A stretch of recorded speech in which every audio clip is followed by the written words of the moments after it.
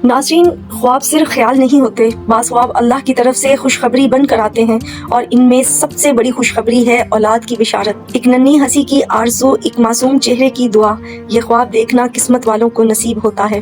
अल्लाहुम्मा सल्ली अला मुहम्मदिन व आले मुहम्मद। अस्सलामु अलैकुम रहमतुल्लाह। जी नाज़रीन, जैसे कि मैं हमेशा कहती हूँ कि ख्वाब अल्लाह के राज होते हैं। हर ख्वाब की अपनी एक हकीकत और एक पैगाम होता है।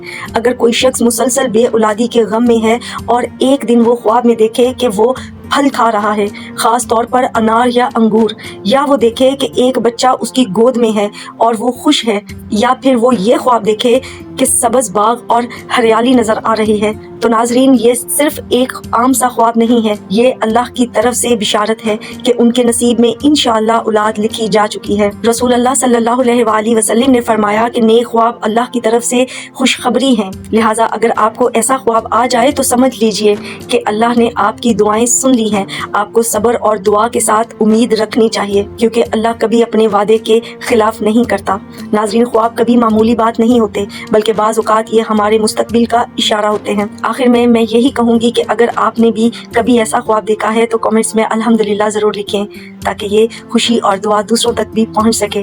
दुआ में याद रखिएगा। फ़ी अमानिल्लाह। हो सके तो इस चैनल को सब्सक्राइब करें और इस वीडियो को लाइक करें। अल्लाहुम्मा सल्ली अला मुहम्मदिन व आले मुहम्मद।